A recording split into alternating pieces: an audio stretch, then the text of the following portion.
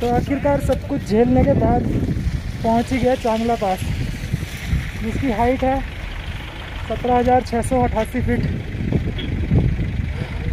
और रास्ते में तो आपने देखा ना कितना बुरा हाल हो रखा था। ये सारे बाइकर्स यहाँ पे रुके हुए हैं। चांगला बाबा का मंदिर भी है वहाँ पे सामने। अब चलते हैं यहाँ से, थोड़ी देर में एक तो फोटोग्राफ खींचते हैं और चलते हैं नीचे पैंगोंग की तरफ। सब कुछ ठीक हो रहा है, पर ये स्नोफॉल रुकने का नाम नहीं ले रहा है। देख रहे हो बाइक पे कैसे पड़ रहा है, इधर से आ रहा है, ऊपर से पता नहीं किधर से आ रहा है, जिधर से भी आ रहा है दिमाग खराब कर रखा है।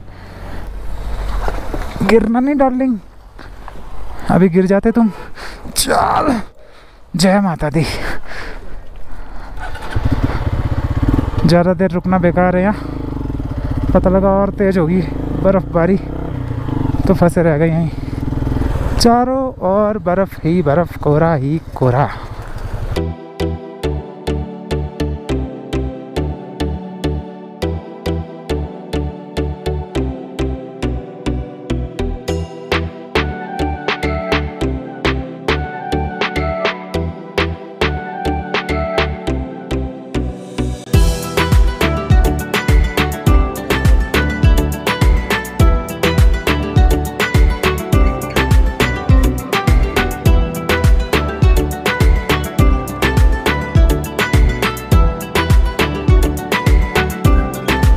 ये सारा जितना स्नो देख रहे हो आप सब बिल्कुल फ्रेश, कल रात का आज सुबह का और तुरंत इस टाइम का लाइव। तो ये सारा बिल्कुल ताज़ा है और मुझे लगता है कि कल रात पूरी रात ना स्नोफॉल हुआ हो यहाँ कहीं। तो अब ये रास्ता खुला है। ये भी सही रहा कि पहले मैं सोचा था सुबह जल्दी निकल जाऊँगा, ओह शिट, पर निकला नहीं तो यहाँ जाम में ही फंसा रहता। अच्छा हुआ कि आराम से निकला। ओ भाई रुक रे बाबा, मेरे को आने दे पहले।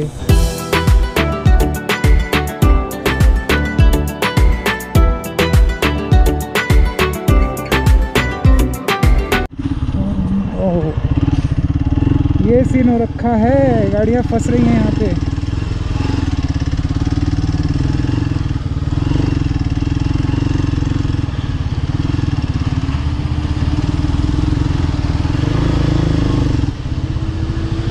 ट्रक के ट्रक फंस रहे हैं यहाँ पे। बाइक तो सोचो कैसे निकलेगी।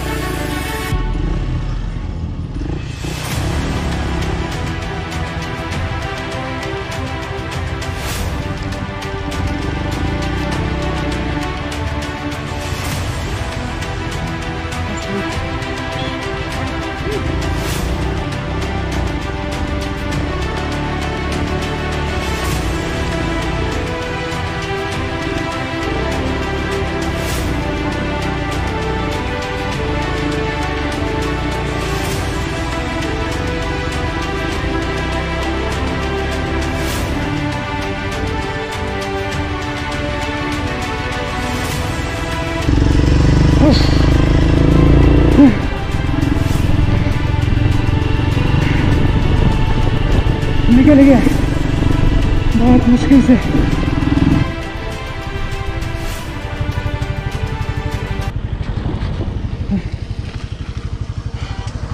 बहुत बुरा हाल है उधर, गाड़ी निकालनी बहुत मुश्किल हो रही है। आइए देखो, यहाँ पे पानी भरता होगा, बारिश का या जैसा भी पानी भरता होगा, और वो पानी पूरा फ्रीज हो चुका है। Thank you Indian army. एक रेस्टोरेंट आया है जहाँ चाय पिए बिना जाऊँगा नहीं भाई साहब।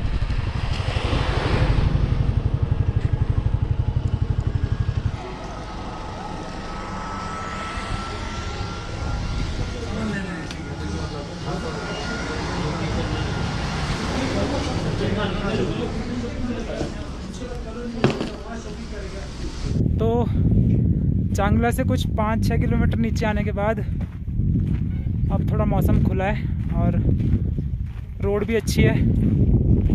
लोकेशन दिखा देता हूँ आपको कैसी है। ये कोई छोटी सी लेक है जो इस टाइम पे जम चुकी है, पूरा वाइट हो चुका है। और ये है लोकेशन। इधर से हम आए हैं और इधर जाना है पैंगोंग की साइड। 50, 55 या 60 किलोमीटर और होगा पैंगोंग। और ये एक छोटा सा रेस्टोरेंट था जहाँ पे एक चाय पी और अब जाके थोड़ी हिम्मत सी आई है। तो चलते हैं पैंगोंग की तरफ। मौसम खुल गया है, आई होप आगे भी खुला हुआ ही हो।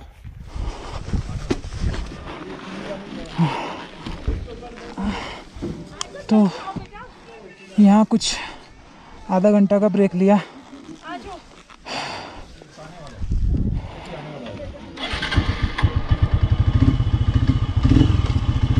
चलते हैं पैंगोंग साइड।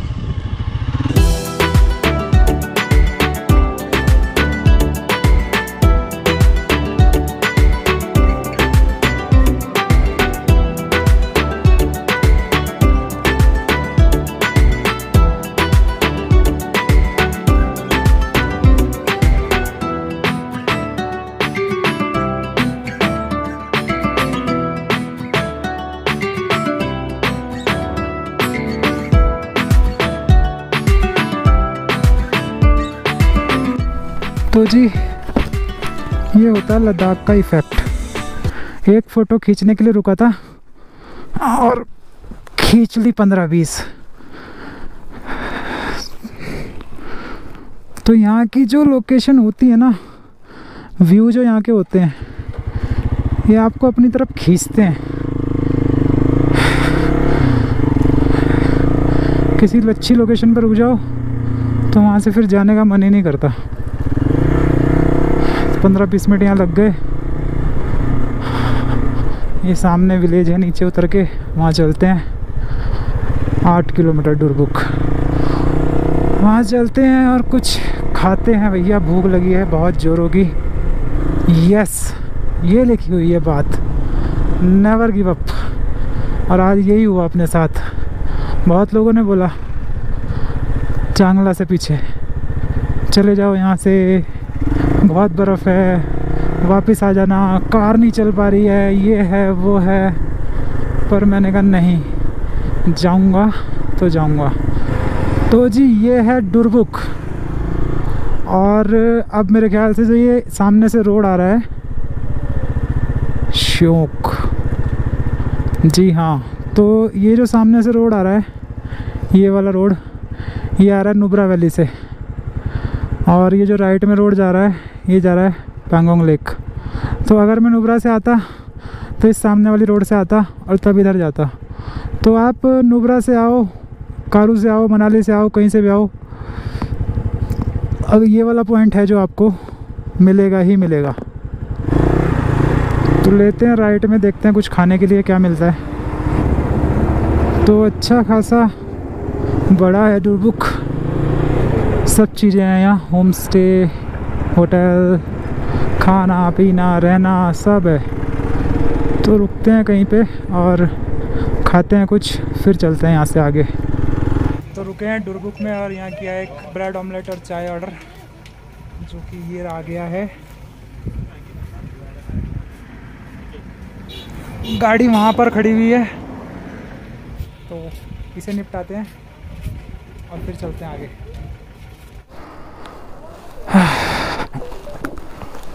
तो जी हो गया है लंच।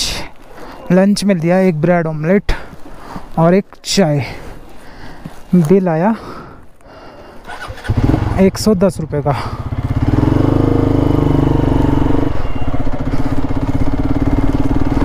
तो पहले मैं सोच रहा था कि रुको यहाँ पे आधा घंटा, क्योंकि धूप अच्छी थी, मन लग रहा था बैठ के। पर 10-15 मिनट बाद ही जैसे मैंने लंच फिनिश किया और अचानक से बादल आ गए और धूप हो गई गायब। तो मैंने कहा कहीं ऐसा ना हो कि फिर से बारिश स्टार्ट हो जाए। वैसे यहाँ का माहौल देख के लग नहीं रहा है कि यहाँ बारिश होती होगी। यहाँ से जो पैंगोंग लेक है वो है करीब 38-40 किलोमीटर, और 38-40 किलोमीटर खींचने में लगेंगे कम से कम 1 से 1.5 घंटा, अगर ऐसा ही रोड रहा तो। अगर रोड ख़राब हुआ तो 2 घंटे भी लग सकते हैं। रोड्स देखो यार, रोड्स। वो 3 राइडर्स एक साथ चल रहे हैं आगे, उनको देख के कितना अच्छा लग रहा है। एक के पीछे एक सीधी सीधी सड़कें, सामने ऐसी प्यारी वादियाँ। तो ये आए हम एक और लोकेशन पे, और ये देखो घास खाते घोड़े की पेंटिंग। घास खाते घोड़े की पेंटिंग, हाँ सही, घास खाते घोड़े की पेंटिंग। और लोकेशन गजब की है इधर भी। चलो बढ़ते हैं आगे।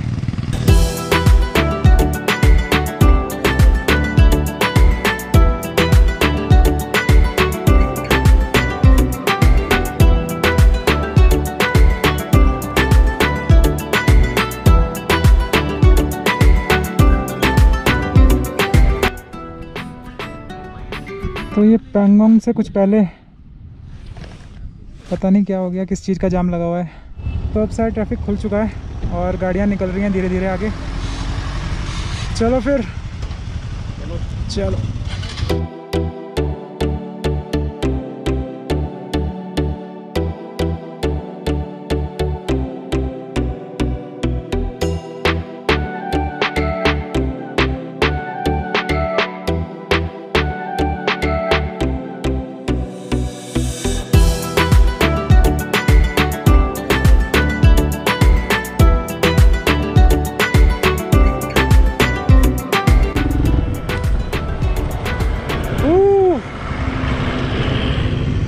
तो ये देखो कहाँ आ गए हम, the first view of world famous Pangong lake 4 kilometre ahead. तो वो सामने जो आपको दिख रहा है नीला नीला, वो पैंगोंग लेक है।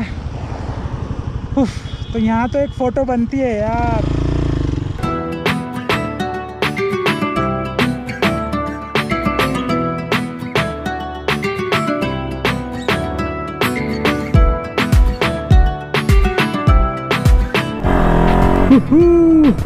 तो स्वागत है आपका the world famous Pangong lake पर। देखा है कभी इतना नीला पानी? दरअसल ये पानी नीला नहीं है, ये लेक दिन में कई कलर बदलती है।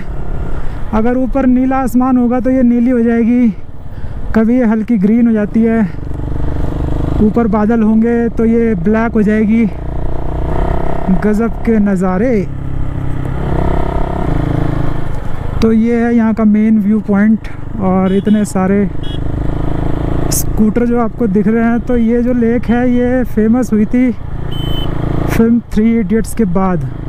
इससे पहले भी कई फिल्मों की शूटिंग यहाँ पर हुई है, पर जो फेमस हुई है वो 3 इडियट्स के बाद ही हुई है। तो देख रहे हो कहाँ पहुँच गए हम, दिखाऊं? ये देखो,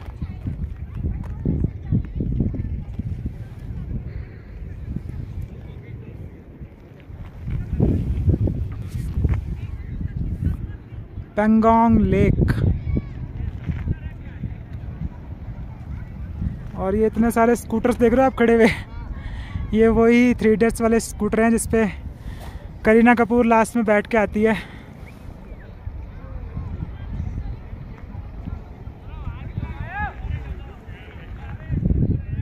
तो चलते हैं यहाँ से थोड़ा उस साइड, आगे की साइड, फिर बात करते हैं आपसे।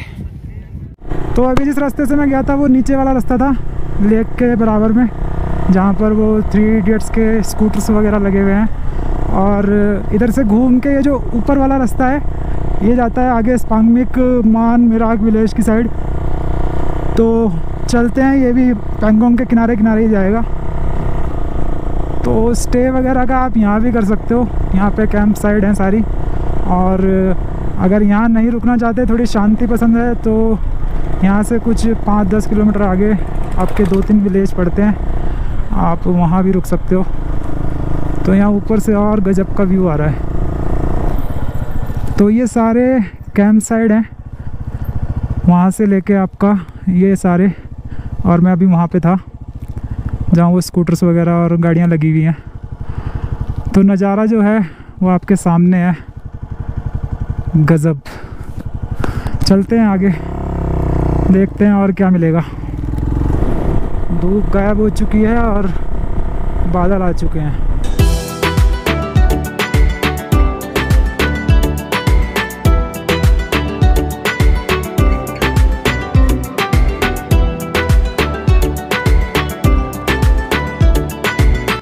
तो ये रास्ता जाएगा बिल्कुल लेक के किनारे पे।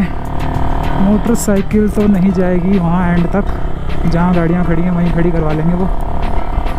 अगर गई तो मज़ा ही आ जाएगा। तो जी मैं हूँ अभी पैंगोंग लेक पे और टाइम थोड़ा ज़्यादा हो गया, इसलिए ऊपर का कलर चेंज हो गया है तो लेक का कलर भी चेंज हो गया है। क्योंकि ऊपर जब धूप रहती है, नीला आसमान रहता है, तो लेक भी पूरी नीली रहती है। तो अभी थोड़ा ब्लैक ब्लैक सा दिखाई दे रहा होगा आपको। और वो दिख रहा है, टाइम लैप्स ले रहा हूँ एक उधर का, तो देख के बताना कैसा लगा आपको।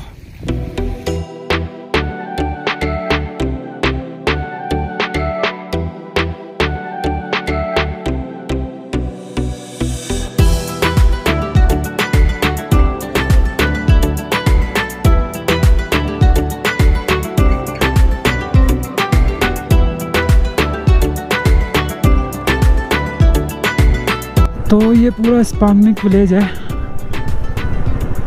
होम स्टे वगैरह है यहाँ पे, पर 8 किलोमीटर है यहाँ से मान विलेज। तो मैं सोच रहा हूँ क्यों ना मान विलेज तक होके आऊँ। पैंगोंग लेक के किनारे किनारे मान कैंप 7 किलोमीटर। तो कितनी बढ़िया रोड बन गई है अब। पहले यहाँ सड़क नहीं थी, कच्चा रास्ता था, नीचे नीचे लोग भटक भी जाते थे। अभी भी है शायद आगे कहीं कहीं। तो लोग चाइना को थैंक यू बोलते हैं इसके लिए कि अगर चाइना ऐसी हरकतें ना करता बॉर्डर पे तो ये सड़कें शायद कभी नहीं बनती। वो नीचे से सारा कच्चा रास्ता जाता था। अगर दिखाई पड़ रहा हो आपको, एक रो चल रही है वहाँ पे कच्चे रास्ते की, तो वही रास्ता पहले मान मेराक साइड जाता था। तो जो दूर दूर तक आप इस लेक को देख पा रहे हो ना, ये लेक करीब 65% जो है वो चाइना के अंडर है और 35% ये कंफर्म नहीं है मगर इसी के आसपास है। तो 65-65% चाइना के पास और 35% इंडिया के पास है। और मेरे ख्याल से कुछ 150 किलोमीटर इसकी लेंथ है। ए मेरा परछाई मेरे साथ साथ चल रहा है और कोई तो चला नहीं साथ। चल तू तो चल ही रहा है कम से कम। चल चल गजब बढ़िया।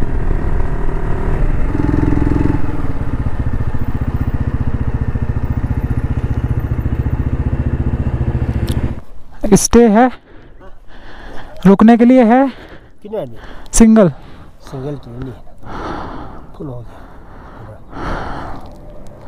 क्या रेट है वैसे यहाँ पे? वैसे पर पर्सन 1300 12-13। ये मान है या मिराक है? मान। मिराक कितना आगे है? 10 किलोमीटर और आगे है। ऐसे पकड़ होते पहुँच जाते 10-15 मिनट मिल जाएगा वहाँ पक्का? पक्का तो नहीं मिलेगा। तो ये था पहले वाला विलेज, मान विलेज। और यहाँ ऊपर ही पता करा मैंने, मेन रोड पे ही, नीचे नहीं गया। तो ये कह रहे हैं कि यहाँ तो फुल है, आप नीचे पता कर लो। मगर नीचे मुझे लग रहा है कि महंगा बहुत होगा, क्योंकि अभी ऊपर ही बोल रहे हैं कि हम 1200-1300 रुपये का देते हैं।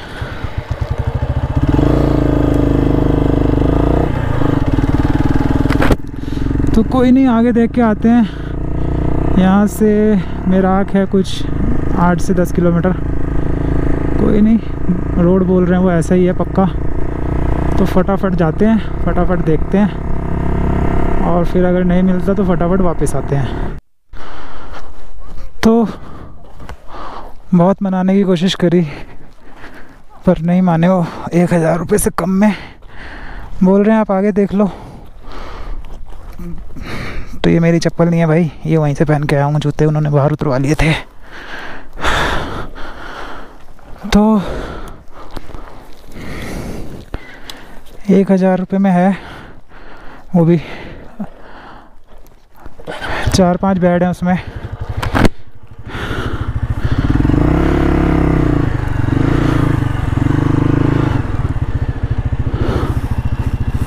तो 4-5 बेड हैं उसमें, कॉमन वॉशरूम है और डिनर और सुबह का ब्रेकफास्ट इंक्लूडेड है। ठीक है, इतना बुरा भी नहीं है। गाड़ी लगाते हैं पीछे।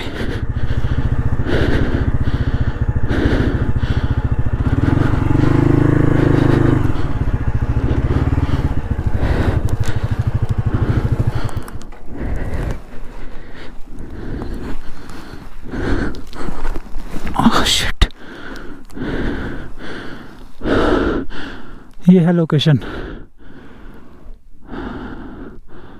पैंगोंग के जस्ट बराबर में।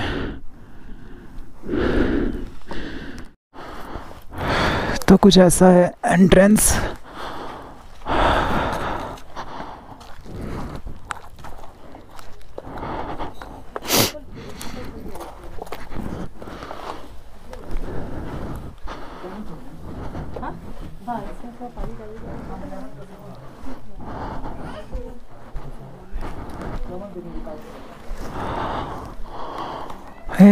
एक बेड ये लगा है और 4 बेड ये लगे हैं। तो कोई बात नहीं, ठीक है, रात ही तो काटनी है अपने को, गया है मिल गया, यही बहुत बड़ी बात है। सामान खोलते हैं और जाता हूँ अंदर। तो जी टाइम हो रहा है 7:15 और मैं आ गया हूँ मेराक विलेज में। तो यहाँ की जो लोकेशन है ना, वो मुझे यहाँ खींच के लाई है, नहीं तो सब पैंगोंग रुक जाते हैं, तो हम भी पैंगोंग ही रुक सकते थे। तो ये वो होम स्टे है सामने। तो अगर सिंगल रूम लेते हो तो बहुत महंगा बता रहे थे, 2000-2500। तो मैंने कहा कोई ऐसा सिस्टम है जिसमें बेड लगे हों और कई सारे राइडर्स रुकते हों। तो उन्होंने कहा हाँ ऐसा है। तो 1000 रुपये पर पर्सन के हिसाब से वो दिया है। उसमें अभी का डिनर होगा और सुबह का ब्रेकफास्ट इंक्लूड होगा। और लोकेशन जो है ना, 1 नंबर है, 1 नंबर लोकेशन। लोकेशन का वीडियो मैंने लिया है, वो आप देखो, और रूम का भी लिया है, वो भी देखो, और तब कमेंट करके बताना कि कैसी लगी लोकेशन।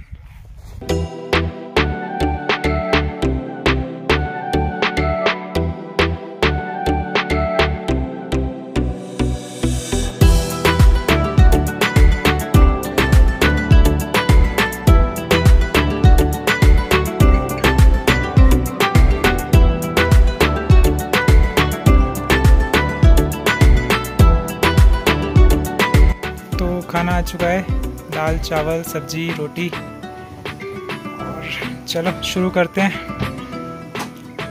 तो जी टाइम हो गया 10:30 और खाना वाना हो गया है, डाटा भी कॉपी हो गया है। और आज के व्लॉग को करते हैं यहीं पे एंड। आज बहुत मेहनत लगी चांगला चढ़ने में। तो अगर व्लॉग अच्छा लगा हो तो लाइक कर देना, कमेंट करके बताना ही कैसा लगा। चलो बाय बाय।